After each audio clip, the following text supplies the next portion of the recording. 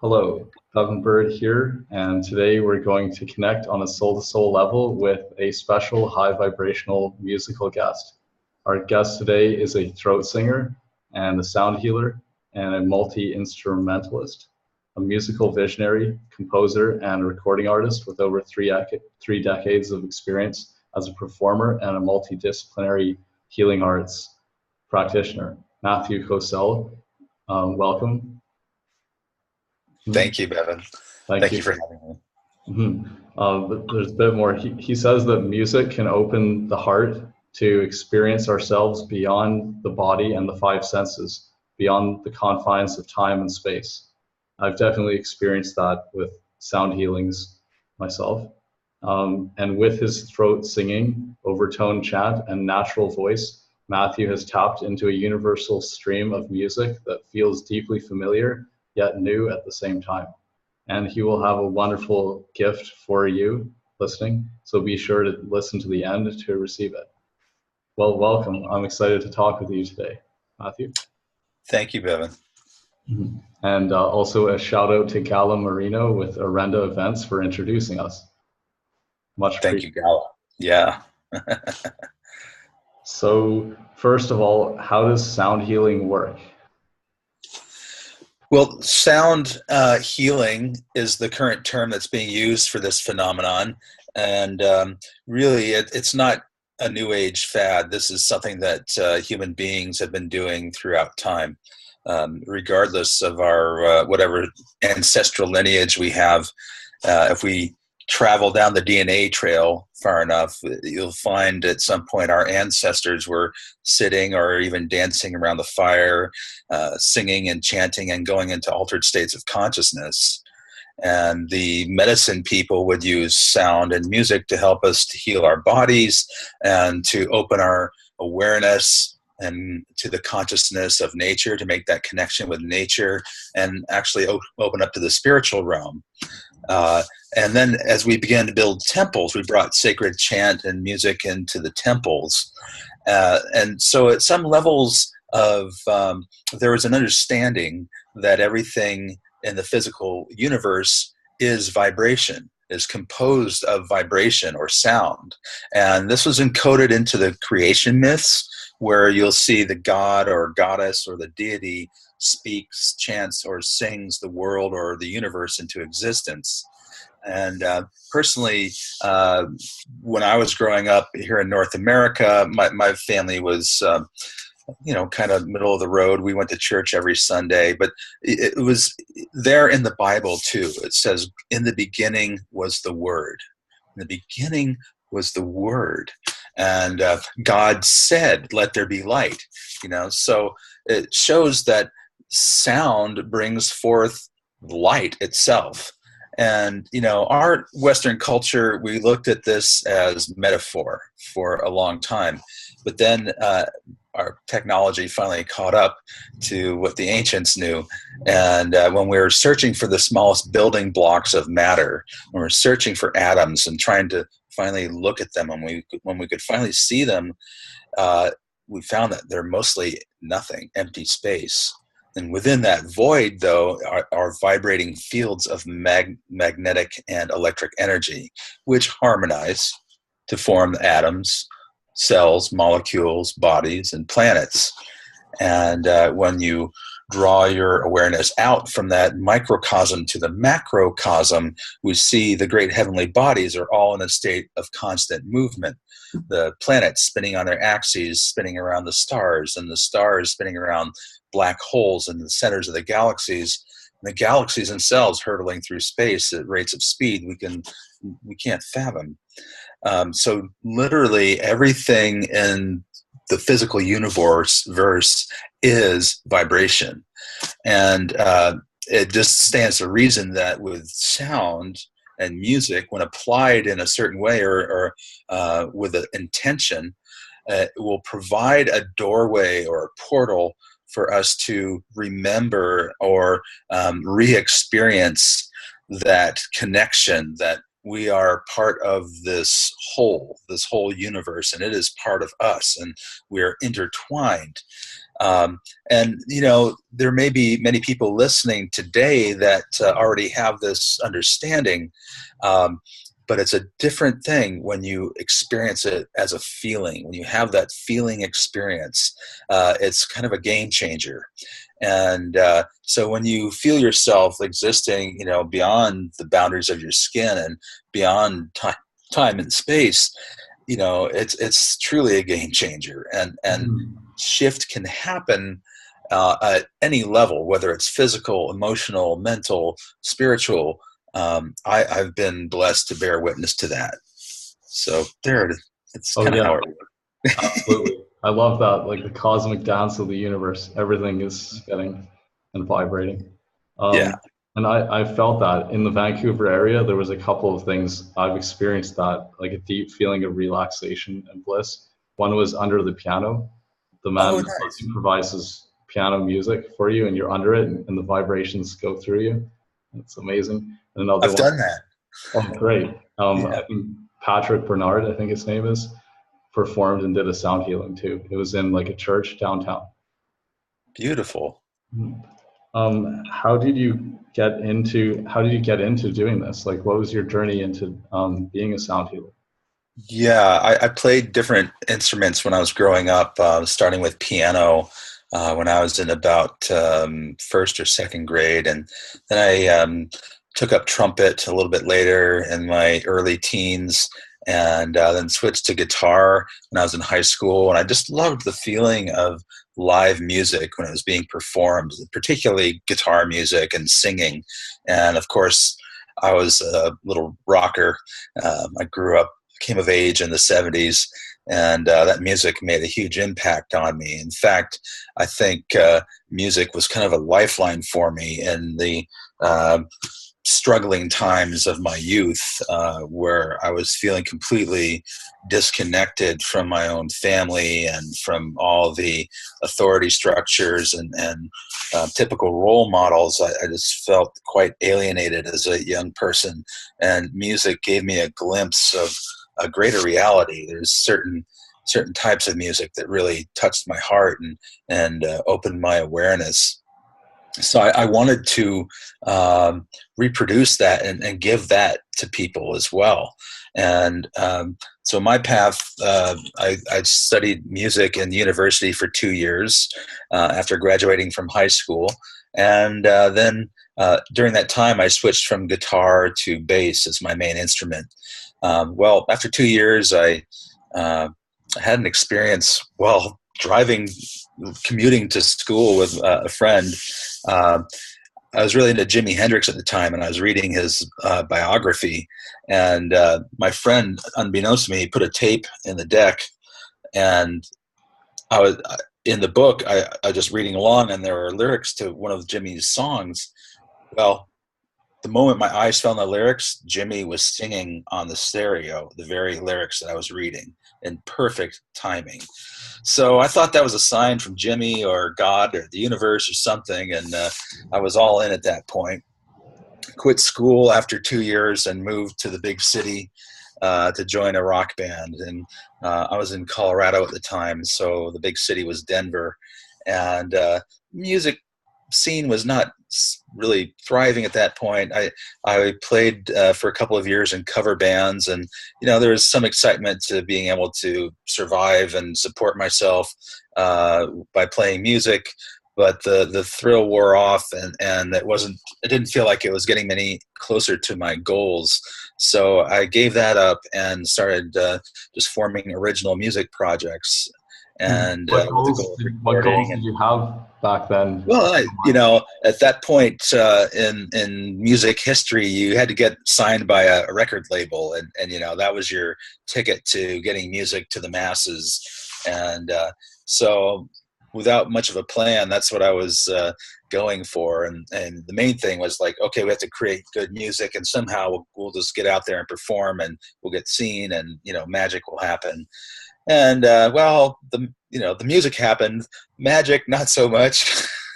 As far as what we call success in the music industry. But there were some good experiences. Really, there were fleeting moments of that transcendent aspect of the music, and along the way, I began to really yearn for some kind of spiritual path, because I had rejected what I grew up with, my church upbringing. There were some things that just didn't reconcile with me, and I kind of threw the baby out with the bathwater with that one, and was just doing without. And this was hard on me as I got into my later teens. It just weighed on me, and I was feeling lost spiritually and maybe emotionally as well. And so this yearning, this pain, got so strong that I decided I have to find a way to connect. And so I just went to a local bookstore and found a book called Inner Power Secrets from Tibet in the Orient. That was the book that jumped off the shelf at me, and I took home. And as I began to read this information, it all rang true, and I could relate my own personal experiences to, for example, a description of the chakras, the energy vortexes in the body. And I knew I was onto something, so I began to practice some of these techniques and methods of breathing and meditation and movement. And within, I guess, within a year of finding that book, I walked into a metaphysical store for the first time, and I heard a sound unlike anything I'd ever heard before. It was a recording of the Tibetan monks, the Gyuto monks from Tibet. And they're doing this deep overtone chant of mantras all together. And it was loud on the stereo, and it's just like this wall of sound. I'm like, what is that? And the person behind the counter says, oh, it's Tibetan monks. I just like, what? You gotta be kidding. So I got these goosebumps and bought the tape and brought that home, started listening and meditating. So it sounds like you started to feel a transcendental moment again. Again, there it was, through sound. And yeah, it completely rocked my world. And at first it was almost frightening, the sound, but I was attracted to it at the same time. And the more I listened to it, it just seemed to become familiar. And I was trying to mimic their sound, but I couldn't replicate it. So meanwhile, I'm still playing in the rock bands and writing music and, chasing that dream. And I began to, along the way, start to just crave more of a spiritually oriented life and a more of a holistic lifestyle. And it got to the point where in around 1994, I was just like, okay, I've got to make a change. I was looking at other options like for employment, like healing arts practices. I wanted to work with energy, so I was reading about Reiki, and I was doing some intro courses for massage therapy and shiatsu and things like that. Well, summer of 94, I went camping with my girlfriend at the time, and she wanted to climb this certain mountain and climb the boulders on top. I reluctantly followed her up, but then at the very top of the mountain, these words came out of my mouth. I wonder if there's any crystals around here. And sure enough, the moment I said that, there it was, shining in the sunlight, this crystal. That's cool. And I picked it up, and I don't know, everything seemed to shift.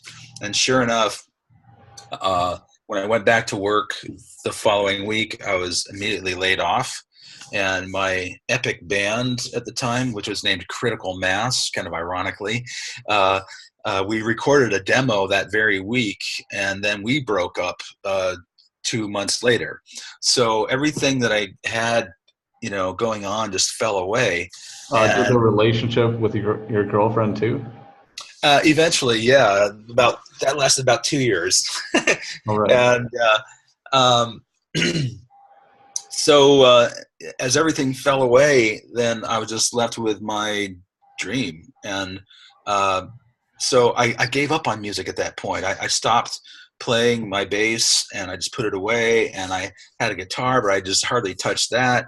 And I just got into meditation and chanting. And, I went to massage therapy school, and I was getting my Reiki training. I was doing group meditations. And then I started holding meditation circles in my home. my intention was to hold a space where people could, of course, let go of stress, but also rekindle that connection to the earth and to spirit or source, and open our hearts, and using the group energy, uh, magnify our intentions or our prayers for healing and peace in the world. You And know, you have a really great story, and I just want thank you to you. know it's inspiring me. So back at the part where you heard the I think Tibetan monks when you went into the metaphysical shop, that Uh, was inspiring me because I've been a little bit kind of bored lately, and so that's oh, where I got more excited. And because this is all about soul to soul connection, right? And if we're everything's vibration, sound is so powerful. So basically, it's making me think that I'll do a series on sound, right? I'm going to have more interviews with people. And so I made a couple notes of people that have already been influential on me in the past before I even knew you, right? And I'll beautiful. hopefully get them on the show too. Just letting you know that Nice. you got me more excited about Oh, life. great. So it's good. Great. Yeah, so I held this, started holding this meditation circle. Initially, just I called friends and said, "Hey, come over and meditate." Well, they started inviting their friends, and people were coming over and having these pretty profound experiences. So by leading the guided meditations, eventually I started to vocalize some ohms here and there. My intention was to transmit just I don't know, the energy or level of consciousness that I was perceiving at the time. And I was a little bit surprised at how people were profoundly affected just by the pure sound of Om. And so by doing that, I started to notice that there were harmonics in the voice or overtones. And I can explain a little bit about what overtones are in a moment.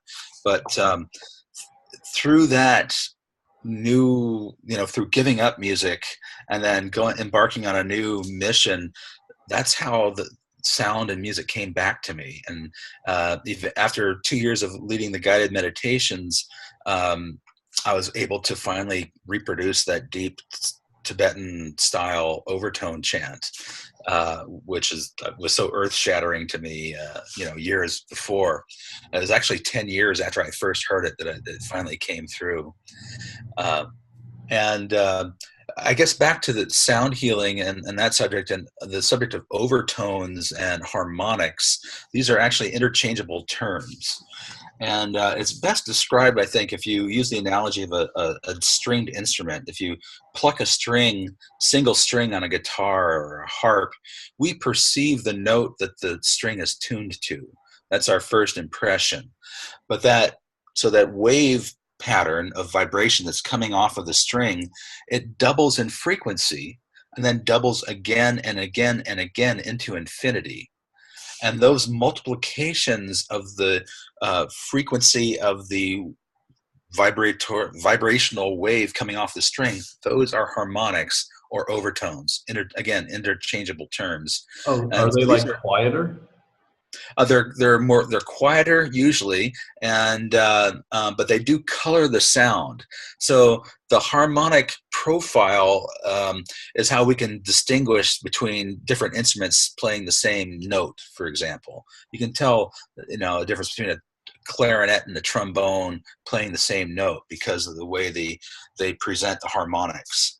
And with overtone singing and throat singing, the human can manipulate the sound within our vessel or our instrument to make the overtones or harmonics more audible to the human ear. We all have them in our voice already. You have them, anyone has them. If we have a voice, we have harmonics there. But by manipulating the sound and changing the shape of our instrument internally, then we amplify those harmonics and make them more audible. And I have Okay, some so it's the double. theories. It's Yeah, yeah, the double in frequency and above. exactly. Mhm. Yeah, Cool. yeah. I look forward to hearing more. Maybe you can give us a sample too, if your voice is Sure. good today. Yeah. Say the So word. we're all powerful, creative, spiritual beings, and we can create any kind of world that we choose. So, what kind of world do you want to create? Thanks for asking. I, first of all, would like to create a world without war and where compassion rules. stronger than competition. I want to create a world where nature is respected and honored, and that we work in harmony again with the forces and consciousness itself of nature. I would like to see everyone have all the food and shelter that they need, and technology to serve the highest aspects of humanity. I love your answer to this one. Yeah, I feel that we're coming to a crossroads with technology, as artificial intelligence is being developed and robotics are being developed, and we're on the cusp of change at a pace that we've never even imagined. And I still believe that nature and technology can coexist, and that the human wisdom is the key ingredient there to make this something that can work for the natural world, and for the betterment of humanity. Definitely with human wisdom, yeah, and divine wisdom or guidance or inspiration. Yeah. Absolutely, yeah, we can coexist. Oh, is there any more? More music and laughter. Awesome. Great. And why? Why do you want to create a world like this? Because the alternative is way too painful. Yeah.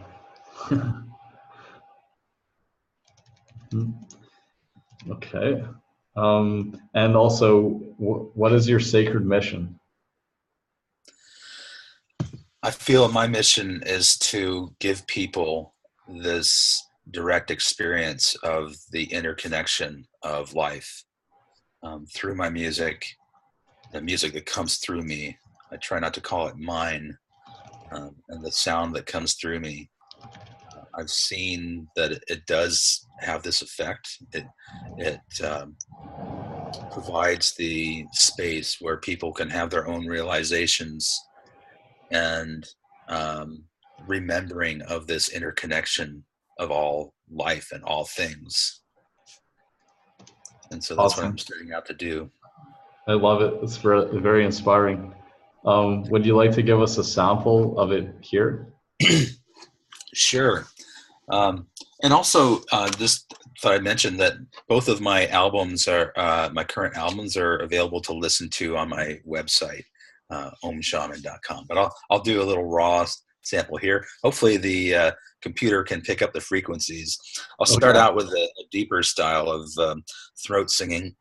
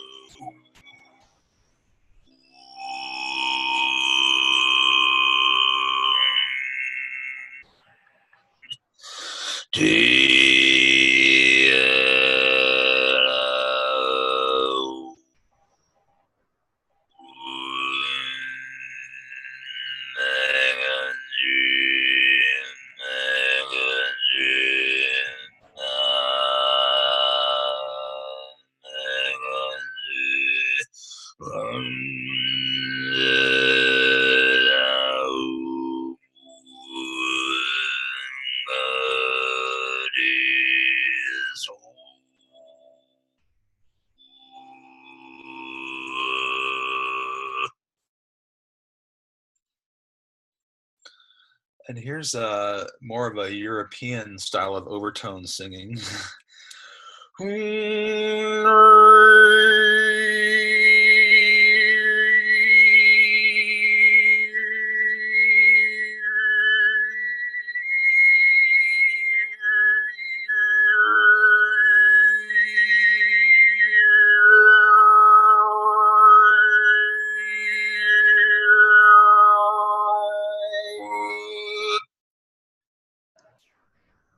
Wow. Yeah, that's quite surprising.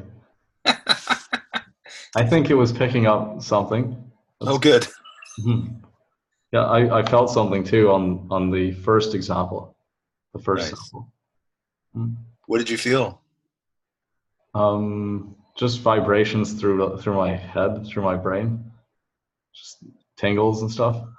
Cool. Yeah, and it would be more so if it was played through a bigger speaker, and then of Definitely. course with a higher quality recording. But you already have that. People can get it from your website. Yeah. Mhm. Thank you for showing an example. Oh, my pleasure. Truly. I remember learning how to kind of ohm from Himalaya in a YouTube video that she put up where she was talking about nada yoga, the yoga of sound, Mm. and she made the sound with her throat where she like opened and closed it as she was saying ohm, so then it kind of changed the sound, and she's like Hmm. it's like coming home to your true self, and it kind of has kind of an alien sound to it. Uh-huh. A bit like the first one, but it wasn't the same thing. It's definitely different. Anyway, I practiced that before, Cool. and I like how it feels. Yeah. Me too. Yeah. And I used this one time driving across country, like in the night or something. It was quite a long drive, and I could use this to have more energy. It was great. Beautiful. Yeah. Good job. Thank you. Mm. Glad we could further your mission here a little bit. Thank you. What would you say is your greatest gift? Mm. I think my greatest gift is something that it took me, oh, a large portion of my life to realize that I had it. Um, and that is a way of holding space. Or maybe it's just the way my nervous system projects energy. Um, but I have the ability um, to ground groups of people or individuals, but to shift how they feel by how I feel. And I think that is the true um, strength, I guess, that comes through my music and sound. It's more than the vocal technique or the instruments I play, but the feeling that's in my heart when I'm doing it that seems to entrain or awaken something in others. And, when I'm doing a live performance, if you call it that, or, a sound journey, um, I really feel like the people that show up are co-creating the container that allows us all to go in deeper. And it's healing for me as well. So I'm just the lucky guy that gets to I don't know, kick it off or start it or sit in the captain's chair when I'm doing it. But it's truly a co-created experience in my estimation. Oh yeah, it's beautiful. How would you say that they tend to feel? Mostly grateful and um, a sense of stillness and calm that they hadn't been able to attain before. Uh, some people have a very physical response and they might feel energy moving inside their body. And within that portion of people, a certain percentage of them might feel energy building up around a blockage or an old injury or scar in their body. And that can be temporarily uncomfortable. Then it always seems to move through them by the time we finish our, the music and sound portion of the event. Um, Others are having visionary experiences. Even people that were, unable to visualize in meditation, even to imagine visualizing, have come to me and said, I saw, describing these really intricate patterns that they saw or symbols. And other people have dream-like experiences where they're having dreams, but they're also aware of what's happening in the room while they're having the dream. So it's like a waking dream. And yeah, everything in between, it's quite humbling to hear what people experience in these events. Hmm. I guess the common thread is the gratitude, though. Mm-hmm. Oh yeah, and peace. Yeah. Hmm. I've heard that inner peace is the most valuable state of being in the cosmos. It's a quote from a book by Shirley MacLaine. It's all in the playing. Yeah. I have to agree with that. Great. Yeah. Yeah, I love that you help people shift into peace, and that you're like embodying that saying that says, "Don't let other people pull you into their storm. Pull them into your peace." And you do that. I'm very lucky and blessed to be able to play this role. Soul to soul connection. I used to call it high vibrational connecting. And back in near the end of 2014, I kind of realized I made this theory because I observed it that the energy and intention that we hold and radiate while we connect and communicate with other people affects the outcome, regardless of what medium that we're using. I observed it because I was doing a lot of social media stuff, and I noticed our energy is so important. And then I've talked with and so then basically I recommend people to connect with others with an awareness of their energy and being connected with their truth and their authentic self, their own authentic elevated vibration. But generalizing it more, it's not just when we're connecting or communicating with people, it's anything. So like from Harrison Klein, I was talking with him, I think it was yesterday, said, because I was feeling a bit down and he kind of noticed that and I couldn't lie to him, right? So I said that I was feeling bored and stuff, certain things. And he said, or I was like, I'm overwhelmed, right? Because I think I have so much to do. And he said that he reminded me that the success is not about the doing, it's about being. It's so much more about being. So that's what this is about, this state of being, energy. Beautiful. Hmm. Thank you. All right. Do you have any comments on that? Yeah, I think that nails it. This partly says why your work's so important, because it Yeah, helps people shift their state of being. So if they feel yeah, overwhelmed, frenzied, or whatever, which can often happen in city life, they can yeah, get peaceful again and be yeah. centered and then be inspired and create from a much better place and have a much Absolutely. better life. Mhm. Yeah, and I think when we get to have that reset or reboot in our feelings, a feeling of connection, it becomes easier to get back to it.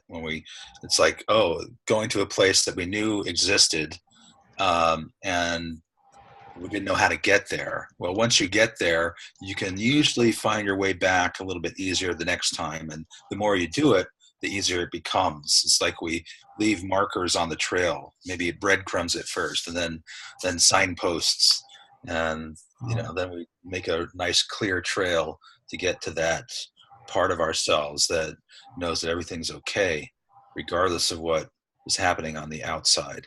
And this is a lesson I keep relearning, and almost, every time that I get to sit on the cushion and to do a sound healing journey, it doesn't matter what my day was like. I could have had a very hectic or trying day, but the moment I get to sit on that cushion, something comes in and I get to be in that space as well. I'm so grateful for that phenomenon because I'm certainly not any type of perfected being. I struggle with my emotional states at times and with the stresses of modern living and all the dynamics that are interhuman dynamics. And learning how to coexist with technology.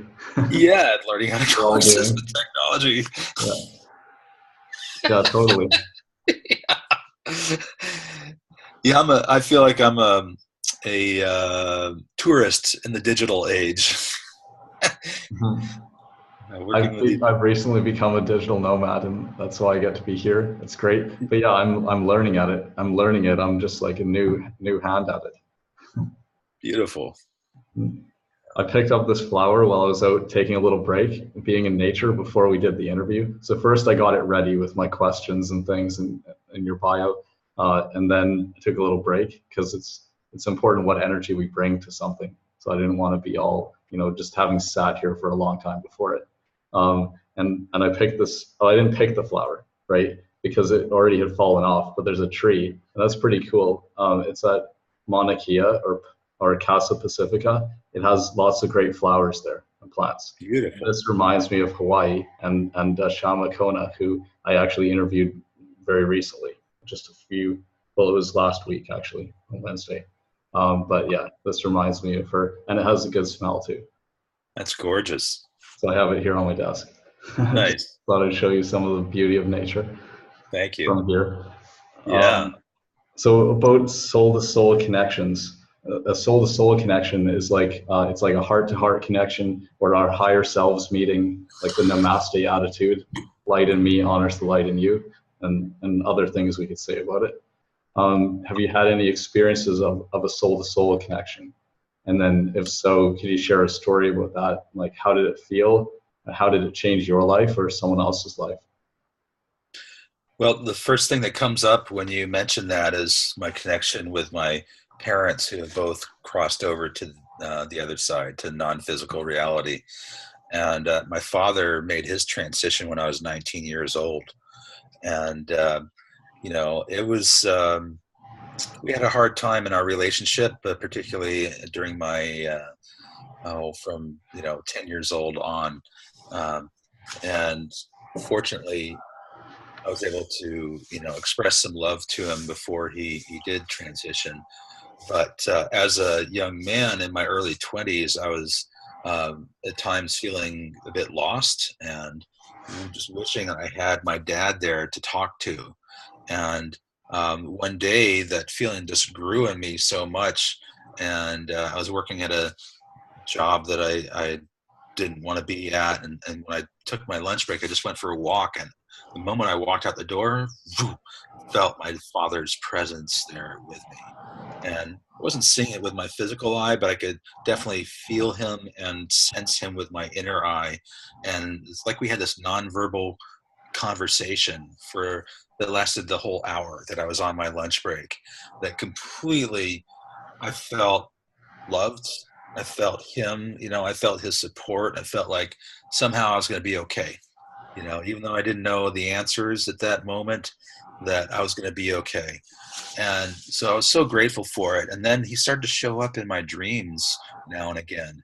And when that occurred, there would be very crystal clear, lucid dreams. I knew I was dreaming, and there he was. And I usually would just spend the whole dream just telling him how much I loved him, and it was so good to see him and all that. Sometimes our dogs that I grew up with would show up in the dream with him too. It was really, really cool. It hasn't happened in a while. And then a year and a half ago, my mother made her transition, and I had all the advance notice that one could ask for. She was fighting cancer, and I got to spend the last 2 months of her life with her in her home in Colorado. So even with all that preparation and spiritual preparation and whatever, there's still this feeling of this energetic feeling of loss. But that at the same time, there's this feeling of presence. Like whenever I think of her, I feel like she's right there with me. So I'm really grateful for these soul connections. Another is my wife. We met in 1999 in Mount Shasta, California.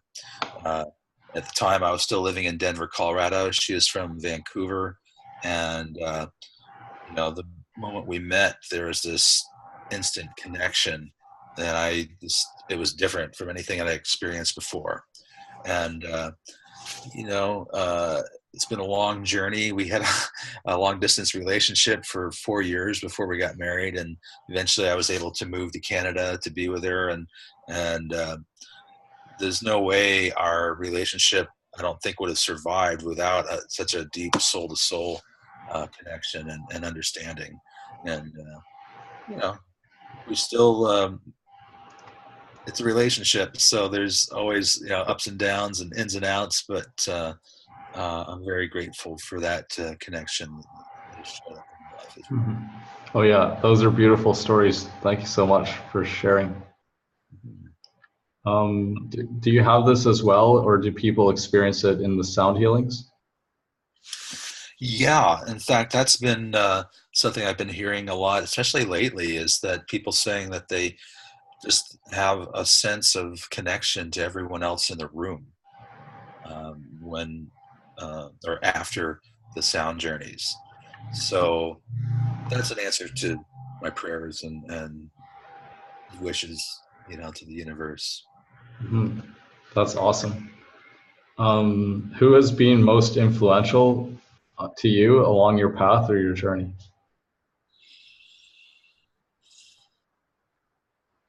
As far as the journey of sound healing and yeah, Or well, spiritual connection? okay. Well, the spiritual connection, it started with the Christian paradigm that I was raised in, and I actually had a spiritual awakening when I was 12 that I didn't recognize what it was happening, but I felt like this energy shoot down through the top of my head into my body.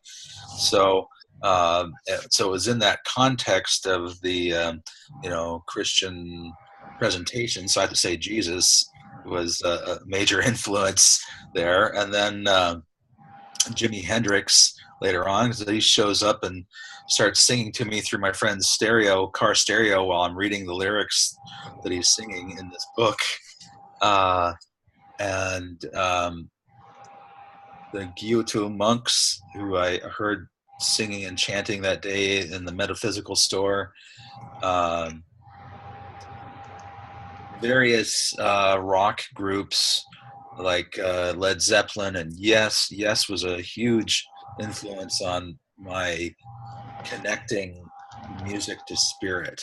There's something about the vibration that they compose and perform their music at that gave me a glimpse to a higher dimension or higher reality. Who else? Jonathan Goldman has written a lot of books and information about sound healing, and recorded a lot. I got to see him in Boulder, Colorado, right around 1999, and after hearing him do the Tibetan style chant, he just did one Om during the time that I saw him.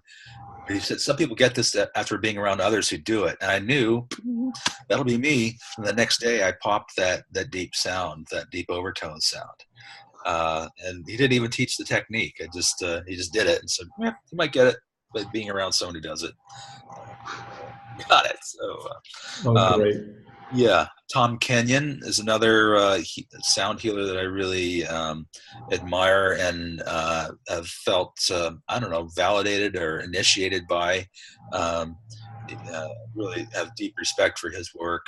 And, the classical and Baroque composers, Bach and Mozart and Beethoven, were huge inspirations for me as well. Awesome. Okay, we'll have to go a bit longer with the interview than we were planning. I hope you still have a little bit of time. Totally fine. Okay, great. So what are you excited about that you have coming up?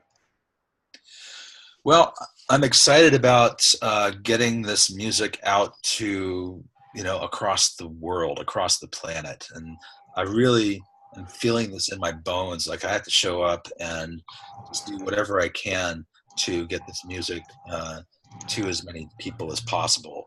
And things are opening up. I've recently been invited to go to France to sing and play. And so I'm going there just outside of Paris in April. I've been invited to come back to New York City, which I went to for the first time last fall. uh, and again, it feels like they are so ready for this music and these frequencies that are coming through. Um, and I'm really also excited to go across Canada more. I play, have been playing in the British Columbia region, mostly centered around the Lower Mainland, a little bit in the interior and on the islands. And there's so much more territory to cover. Uh, I am looking forward to going across Canada and sharing this as well, and down into the States. Heck, I'll go pretty much anywhere that I'll feel relatively safe and share this music. Hmm. Also, Um, I'm working on another album too. I forgot to mention that. So this will be my third album coming up, and I'm going to be incorporating some percussionists and female vocalists as well on the new album. So it's really excited. It's gonna rock in a healing, meditative way. awesome. Hmm. And so you have a workshop on February 25th. What can you tell us what Yeah. that's about? Yeah, I call it the embodied voice. And so I'm teaching all of the throat singing and overtone singing techniques that I use to create multiple tones with a voice. And more importantly, it's creating again, that container, that energetic container that allows people to go deeper, will be in that space for the full day. It's a full day immersion. And I keep the number of students down to maximum 18 people, so I can give individual attention to each person. And as much as a teaching, it's a transmission of the frequencies. And sometimes just being in that space while everyone is learning to explore their voice, things happen. Shift starts to happen in people's voices, and so beyond the vocal technique, again, we're activating the throat chakra and everything that ties in with that our personal expression, our way of expressing in the world, that can shift. And people are telling me that they have experienced shifts after this particular workshop. That So would be something I'd be interested in if I was in the same area as you, because yeah. I use my voice a lot and I've recorded myself just talking and teaching things for so many, like hundreds of hours. So, there's a lot to do with the voice, and opening it up more would be great. Cool. Yeah. Yeah, so it's not just for people who aspire to be a performing throat singer. It's anyone who has a voice and just wants to open it up and even just free your expression. Yeah, it's really a lot of fun.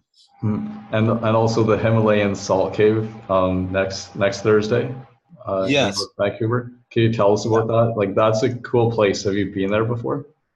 Yeah, I've been playing there for 4 or 5 years now, actually. I didn't even know that type of therapy existed until I got a message from the owner of Salt Wonder in North Vancouver. And so what it is there's crushed Himalayan salt about 5 inches thick on the floor. And then there's large chunks of Himalayan salt lining the walls. And he also uses an ionizer or aerosol type of device that when you're not in the room, it puts more salt particles into the air. And so just by walking to the room and breathing, we ingest through our lungs microscopic particles of this Himalayan salt crystals, which kills viruses and fungus and anaerobic or disease-causing bacteria. It also has a anti-inflammatory effect on the body. It's high in negative ions. It feels energetically cleansing to me as well. And people that have respiratory problems like asthma or COPD get relief. And a lot of people use it for that. But to be able to do my sound healing in there, it feels like the crystalline structure, the salt, just carries the sound and holds it in a beautiful way. And again, the cleansing energetics of the space. That one typically sells out pretty quickly because it can only hold 20 people plus me. Um, uh, but my next one is this coming or Thursday of next week. I have one this week, but it's been sold out for a few weeks now. I play there on average about once a month in North Vancouver. All right, great. So then, let me see what I should ask you next. Just kind of wrapping it up. Oh yeah, I guess, where do you see yourself in 5 years?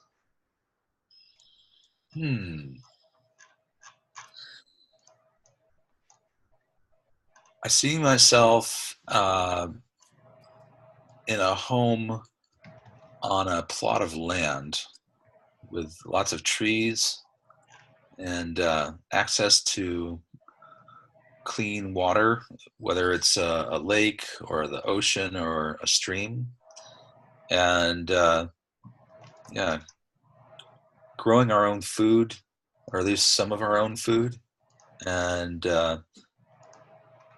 having the house filled with friends and family from time to time, and also traveling to interesting parts of the world to share this music that's coming through. All right. Yeah, beautiful vision. And do you have anything that you could give to our listeners for free? Yeah, you can just go to my website, omshaman.com. That's omshaman.com. And on the front page, it says, download my gift of healing music for free. Just click on that link, and I can send you samples of my music. It's about an album worth of music. Some of them are live recordings that I haven't released anywhere, and others are first studio takes of some of the music that is on my latest album, which is called Grace. And yeah, so all I have to do is just leave an email for me to send it to, and I'll shoot those off to you. Mm-hmm. I think I've listened to the first couple of them. Yeah, I love it. That was my first experience of you. And I'm again grateful to Gala for introducing us. So everyone can experience the deep sense of connection that people are feeling with this music by going to omshaman.com and then click that button that pops up, download now. And here's what a couple of people have said about this music. Within minutes of listening to the recording, a sense of relief naturally occurs within the body. His music is simply something that needs to be heard and experienced. There's a transcendental beauty to his album that is best enjoyed while in meditation. That's Brent Cole with What's Up Magazine. And also, well, I'll just ask you, what does that mean to you? Well, again, I feel like this music has come through with the purpose of helping us to connect to our true essence, our connection, our physical connection and spiritual connection with the earth and with the creation, whatever that creative consciousness or a force that has brought the universe into existence. There is ways we can feel connected to it.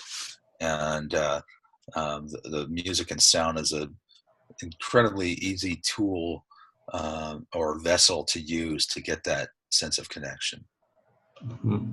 Yeah, I would recommend people use this music, to take a break and relax and center. So valuable. And here's some more words. Amy Holt said that words seem so deficient for explaining the depth of experience that we all felt. I was being moved by sound. My whole body was light and vibrating. Amy Holt with the Vancouver Yoga Review. It's awesome. Yeah. Hmm. What does that one mean to you? Well, I feel like, our bodies are composed of vibration, and Amy was feeling that. The frequencies or the energy that emanates from me while performing this music, tends to bring that out in people.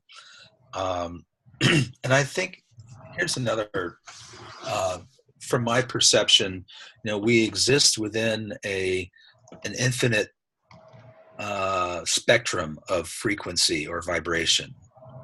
Okay? And as human beings, we have our five senses, and know now that there's light that is beyond the spectrum that we can perceive with our eyes. We know now that there's sound beyond the spectrum that we can see or that we can perceive with our ears. It's always been there, but we just relatively recently developed the technology to detect these frequencies. So it stands to reason that these frequencies continue beyond the present capability of our technology to measure it. I believe it's an infinite spectrum. So on that infinite spectrum, through our five senses in this physical body, we're having this tiny experience of this tiny sliver of that infinite reality of vibration. But with a certain sound and music comes in when we're exposed to that, it gives us a little bit of a window and opening to experience beyond those five senses into that infinite field of vibration. And sometimes people feel it, sometimes they see it. You know, it manifests differently for everyone. Yeah, there's a beautiful vibration right there. And think about this. Here's another, I don't know, one of Matthew's weird realizations. But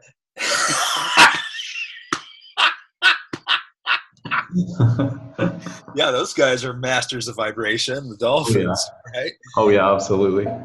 So we have these bodies that are made of vibration, and we're using these vibrational vessels to create more vibration. So of course there are overtones and harmonics, which are, you know, multiple sounds fractalizing off of, you know, these vibrational constructs, which are creating more sound. And so, yeah, we take this organic vibrational vessel and we're creating more sound and harmonics, and that goes into the field. And, you know, we can only guess what the true effects are when working with Oh sound. yeah, we're having an impact, right? Like we're creating because we can transmit out an intention, and like if we're holding a harm, you know, like it's a harmonious kind of intention or the sound, because sounds can be dissonant, like they can be chaotic, or they can have like a good positive resonance, right? That makes things harmonious and peaceful. So we're having that impact. Like you say, we don't know the extent of it. Right. Yeah. Very cool. Yeah. Well, this has been quite inspiring. Thank you so much, Matthew. Thank you, Bevan. It's an honor to be your guest here.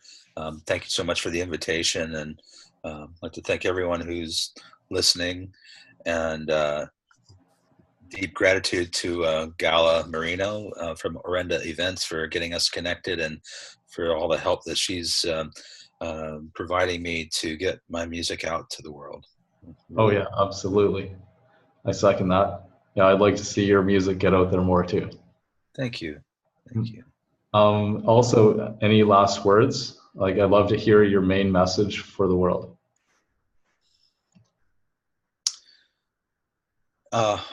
You matter. Everyone matters, and we all have an integral part to play here. Even if we don't understand it or we don't know why we're here, somehow we all fit, and we all have a piece of the puzzle, and we all have medicine and answers for the challenges that we're facing right here and right now. Oh yeah. Okay. Yeah, that's so awesome. Thank you so much. Namaste, sir. Namaste.